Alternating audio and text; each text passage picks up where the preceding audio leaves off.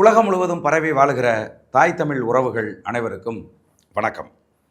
இன்னைக்கு நம்முடைய சோழன் சொல்வீச்சு வலையொலியில் ஐயா நல்லக்கண்ணு அவர்களுக்கும் முந்திரிக்காடு திரைப்படத்துக்குமான உறவு குறித்து உங்களோடு பகிர்ந்து கொள்ள இருக்கிறேன்.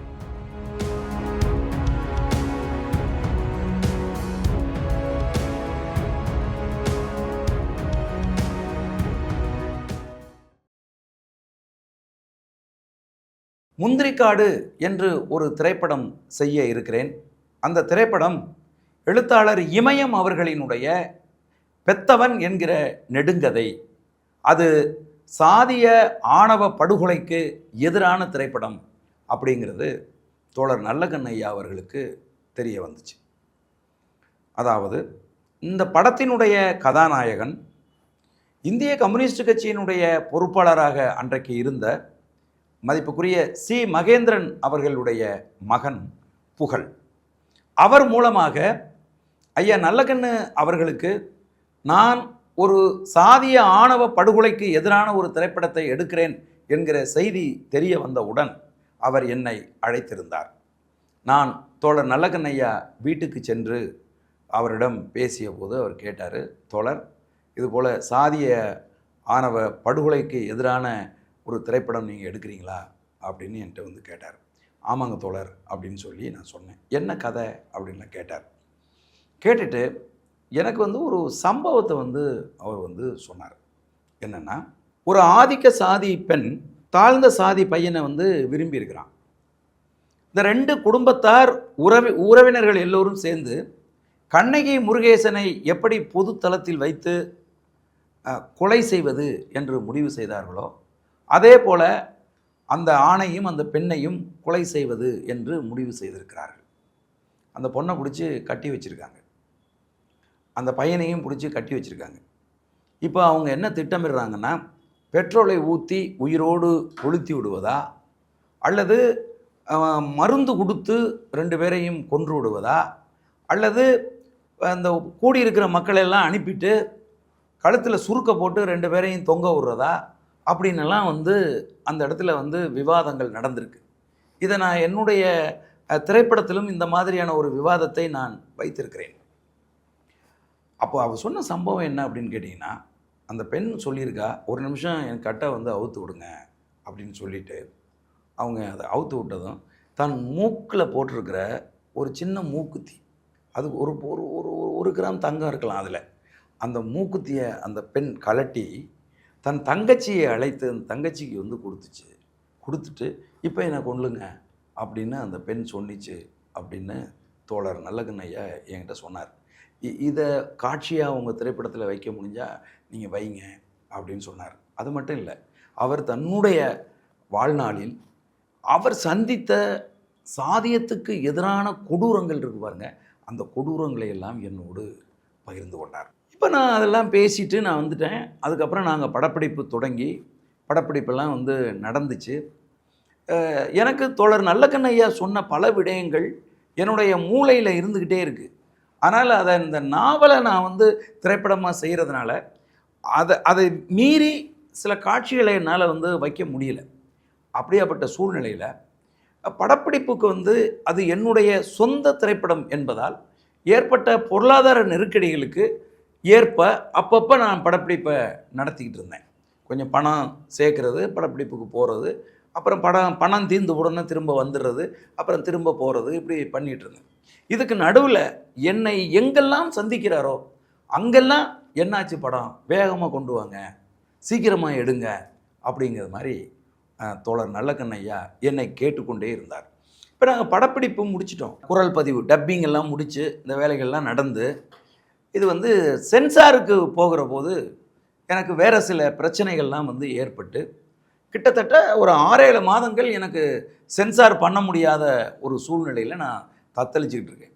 இந்த நேரத்திலும் நான் எப்பெல்லாம் ஐயா தோழர் நல்லக்கண்ணு ஐயா அவர்களை சந்திக்கிறேனோ அப்பெல்லாம் படம் என்னாச்சு அப்படின்னு கொஞ்சம் கடிஞ்சிக்க ஆரம்பிச்சிட்டார். என்ன தோழர் நீங்கள் படத்தை வெளியிட மாட்டேங்கிறீங்க, படப்பிடிப்பு தான் முடிஞ்சு போச்சுல்ல, ஏன் படத்தை வெளியிடலை, சீக்கிரம் வெளியிடுங்க அப்படின்னு சொல்கிறாங்க. என்னால் அவருக்கு எனக்கு இருக்கிற சிக்கல்களை விளக்கி வந்து சொல்ல முடியல. நான் வந்து அதுக்கப்புறம் தோழரை சந்திப்பதே கொஞ்ச நாள் தவிர்த்தேன். ஐயோ தோழரை சந்தித்தோம்னா படம் என்னாச்சுன்னு தான் எடுத்த உடனே கேட்பார் அப்படின்னு சொல்லி நினச்சிக்கிட்டு இருந்தேன். இப்போ அந்த படப்பிடிப்பு வந்தது. அது சென்சாரில் வந்து 86 கட்டு கொடுத்துட்டாங்க. அதுக்கு நடுவில் வந்து நான் வந்து பிரபாகரன் அவர்களினுடைய பிறந்தநாள் நிகழ்வில் தோழரை நான் வந்து சந்தித்தேன். அப்படி சந்திக்கும்போது தோழர் நல்லகண்ணையை எடுத்த உடனே வழக்கம் போல் என்னாச்சு படம் எப்போ வருது அப்படின்னு வந்து கேட்டாங்க. அப்போ நான் சொன்னேன், தோழர் படத்துக்கு வந்து சென்சாரில் 86 கட்டு கொடுத்துட்டாங்க, கொதறிட்டாங்க படத்தை. இப்போ நான் வந்து அவங்கக்கிட்ட வந்து நேரம் கேட்டிருக்கிறேன். சில டயலாக்லாம் வந்து மாற்றி குரல் பதிவு செய்வதற்கான ஆப்ஷன்லாம் வந்து சென்சார் போர்டில் நான் வந்து கேட்டிருக்கேன். அவங்க அதற்கான அனுமதியெல்லாம் கொடுத்துருக்காங்க. அதையெல்லாம் சரி செய்து தான் படம் வந்து திரைக்கு வரும் தோழர் அப்படின்னு வந்து அவருக்கு சொன்னேன். இப்போ படம் வந்து தயாராகிடுச்சு. படத்தை வந்து பல பேருக்கு நம்ம வந்து போட்டு காட்டிகிட்டு இருக்கிறோம். அந்த நேரத்தில் தோழர் நல்லகண்ணையா அவர்களுக்கும் ஒரு சிறப்பு காட்சி நாங்கள் வந்து ஏற்பாடு செய்து படம் வந்து போட்டு காமிச்சோம். தியேட்டரில் வந்து படம் பார்த்தாரு. படம் முதல் பாதி படம் பார்த்து விட்டு நான் வந்து கிட்ட போனேன். என்கிட்ட வந்து எதுவுமே வந்து தோழர் வந்து பேசலை. தோழர் தேநீர் அருந்துறீங்களா அப்படின்னு நான் கேட்டேன். இல்லை வேண்டாம் அப்படின்னு சொல்லிட்டாங்க. அப்புறம் தியேட்டரில் அமைதியாக உட்காந்துருந்தாங்க, எந்திரிக்கலாம் இல்லை. அப்புறம் திரும்ப 2வது பாதியும் படம் பார்த்தாங்க. படம் பார்த்துட்டு படம் முடிஞ்சு எல்லாரும் வெளியில் வந்த பிறகும் அமைதியாக அந்த இருக்கையிலேயே உட்காந்துருந்தாங்க. நாங்கள்லாம் அவர் எழுந்திரிக்கட்டும்னு காத்துக்கிட்டு இருந்தோம். கொஞ்சம் நேரம் கழித்து அவர் வந்து எழுந்து வந்தார். வந்தோடனே பத்திரிகையாளர்கள் வந்து இருந்தாங்க. பத்திரிகையாளர்கள் மத்தியில் தோழரை வந்து பேசினாங்க. அவர் பேசும்போது இந்திய திரைப்பட வரலாற்றில் சாதியத்துக்கு எதிரான ஒரு முழுமையான திரைப்படம் முந்திரிக்காடு அப்படின்னு அவங்க சொன்னாங்க. இது வந்து எனக்கு ஆஸ்கார் விருதே கிடச்சிருந்தாலும் கூட அதெல்லாம் ஒன்றுமே கிடையாது. அப்படியான ஒரு விருதாக நான் வந்து அதை கருதினேன். ஏன்னு சொன்னீங்கன்னா, தன் வாழ்நாள் முழுவதும் சாதியத்துக்கு எதிராக போராடிய, சாதிய அடக்குமுறை ஒடுக்குமுறைகளை எதிர்த்து களத்தில் நின்ற, ஆணவ படுகொலைகளுக்கு எதிராக களமாடிய ஒரு போராளி என்னுடைய முந்திரிக்காடு திரைப்படத்தை பார்த்துவிட்டு, இந்த திரைப்படம் இந்திய நிலப்பரப்பில் இதுகாரும் வந்த சாதியத்திற்கு எதிரான திரைப்படங்களில் இதுதான் முதன்மையான திரைப்படம், ஆகச்சிறந்த திரைப்படம் அப்படின்னு சொன்னது எனக்கு வந்து ஒரு பெரிய மகிழ்வை ஏற்படுத்தியது. ஒரு பெரிய விருது கிடைச்சது மாதிரி நான் வந்து மகிழ்ந்தேன். தோழர் நல்லகண்ணையா அவர்கள், அது எனக்கு ரொம்ப நேரம் ஆயிடுச்சு அன்றைக்கி. கிட்டத்தட்ட எங்கள் படம் முடிகிற போது கிட்டத்தட்ட ஒரு 3 மணி ஆயிடுச்சு. ஐயா சாப்பிடலை இன்னும். நான் வீட்டுக்கு போய் சாப்பிட்றேன் அப்படின்னு சொல்லிட்டாங்க. வீட்டுக்கு போகும்போது கிட்டத்தட்ட ஒரு 4 மணி ஆயிடுச்சு. நாங்கள் வீட்டில் கொண்டு போய் தோழரை விடும்போது, தோழருடைய மகள் அவங்க வந்து மருத்துவர். அவங்க வந்து ரொம்ப வருத்தப்பட்டுட்டாங்க என் மேலே. என்ன தோழர் இப்படி பண்ணுறீங்க? அவர் வந்து என்ன சின்ன பிள்ளையா அவர் வந்து மூத்தவர். அவரை கொண்டு போய் நீங்கள் வந்து இவ்வளோ தூரம் பசியில் வந்து அவரை வந்து வச்சுருக்கலாமா அப்படின்னு சொல்லி ரொம்ப வந்து வருத்தப்பட்டாங்க. அது தோழர் காதில் விழுந்துருச்சு. அது அவங்க அப்படி என்கிட்ட பேசுனது வந்து தோழர் நல்லகண்ணையா காதில் விழுந்துருச்சு. அவங்க வந்து தன்னுடைய மகளை வந்து கடிஞ்சிக்கிட்டாங்க. அவங்கெல்லாம் வர்றதுனால, அவங்க கூடலாம் இருக்கும்போது எனக்கு பசிக்காது, உனக்கு தெரியுமா? அவங்கெல்லாம் வர்றதுனால தான் நான் நல்லா இருக்கிறேன். அவங்களெல்லாம் ஒன்றும் சொல்லக்கூடாது, நீ போ நீ உள்ள அப்படின்னு சொல்லி ஐயா வந்து நான் எதுவும் தப்பாக எடுத்துக்கோணும் அப்படின்னு சொல்லி அவங்கள சத்தம் போட்டாங்க. அதன் பிறகும் தோழர் நீங்கள் போயிட்டு நாளைக்கு வாங்க, இன்றைக்கி எனக்கு அந்த படத்தோட பாதிப்பு பயங்கரமாக இருக்குது, நான் வந்து நாளைக்கு நீங்கள் வாங்க காலையில் நான் பேசுகிறேன் உங்கள்கிட்ட அப்படின்னு தோழர் நல்லகண்ணையா சொல்லிட்டாங்க. சரின்ட்டு நான் வந்து என்னுடைய டீமெல்லாம் இருந்தாங்க, அவங்களெல்லாம் கூட்டிகிட்டு நான் வீட்டுக்கு வந்துட்டேன். இப்போ அடுத்த நாள் காலையில் நான் வந்து தோழர் நல்லகண்ணையாவை சந்திக்க போனேன். அப்போ கூட வந்து தோழர் அருள்தாஸ் வந்து கூட இருந்தாங்க. அப்போ தோழர் வந்து என்கிட்ட நிறைய பேசுகிறாங்க, அந்த படத்தை பற்றி, படத்தின் காட்சிகளை பற்றி எல்லாம் நிறையா வந்து பேசிக்கிட்டே இருக்காங்க. அப்போ வந்து அவங்க சொன்னாங்க, நான் வந்து மாநில அரசுக்கு நான் ஒரு கடிதம் தர்றேன், அந்த கடிதத்தை கொண்டு போய் முதலமைச்சர்கிட்ட சேர்த்துறது வந்து உங்கள் பொறுப்பு அப்படின்னு சொன்னாங்க. நாங்கள் சரின்னு சொன்னோம். தோழர் அருள்தாஸ் வந்து அதை வலியுறுத்தினார். ஆமாங்க தோழர், நீங்கள் ஒரு கடிதம் கொடுத்தே ஆகணும், அது சரியான முடிவு, அது நீங்கள் ஒரு கடிதம் கொடுங்க அப்படின்னு சொல்லி ஒரு கடிதம் வந்து எனக்கு தோழர் நல்லகண்ணையா கொடுத்தாங்க.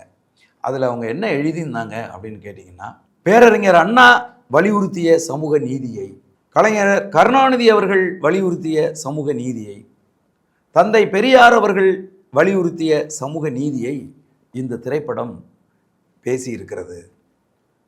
சாதியத்துக்கு எதிராக இந்த திரைப்படம் வலுவான குரலை, கருத்தை முன்வைத்திருக்கிறது. ஆகவே தமிழக அரசு இந்த திரைப்படத்துக்கு வரி விலக்கு அளிக்க வேண்டும். தமிழக அரசு எல்லா விருதுகளையும் இந்த திரைப்படத்துக்கு கொடுத்து கௌரவிக்க வேண்டும் அப்படின்னு சொல்லி தோழர் நல்லக்கண் அவர்கள் அந்த கடிதத்தில் வந்து எழுதியிருந்தாங்க. அவங்களே உட்காந்து எழுதி கையெழுத்து போட்டு அவங்க வந்து கொடுத்தாங்க. நான் அந்த கடிதத்தை எடுத்துக்கிட்டு செக்ரட்டரியேட்டுக்கு போனேன். போய் நான் முதலமைச்சரை பார்த்து, தோழர் நல்லக்கண் ஐயா எனக்கு ஒரு கடிதம் கொடுத்துருக்காங்க, அந்த கடிதத்தை கொடுக்கணும் அப்படின்னு நான் வந்து சொன்னேன். செக்ரட்டரியை பார்த்து சொன்னேன். இப்போ அவங்க என்ன சொன்னாங்க அப்படின்னா, நீங்கள் நேரடியாக முதலமைச்சருக்கு இந்த கடிதத்தை கொடுக்க முடியாது, உங்கள் துறை சம்பந்தப்பட்ட அமைச்சர் மதிப்புக்குரிய சுவாமிநாதன் அவர்கள், அவரை நீங்கள் சந்தித்து அவர்கிட்ட இந்த கடிதத்தை கொடுங்க, அவர் மூலமாக தான் நம்ம முதலமைச்சருக்கு கடத்த முடியும் அப்படின்னு அவங்க சொன்னாங்க. நான் வந்து அந்த முயற்சியாக மதிப்புக்குரிய அமைச்சர் சுவாமிநாதன் அவர்களை செக்ரட்டரியேட்டில், தலைமைச் செயலகத்தில் நான் சந்தித்து, இது மாதிரி தோழர் நல்லக்கண் ஐயா அவர்கள் வந்து ஒரு கடிதம் கொடுத்துருக்காங்க, அதை வந்து முதலமைச்சர்கிட்ட சேர்க்கணும் அப்படின்னு சொல்லி கொடுத்தேன்.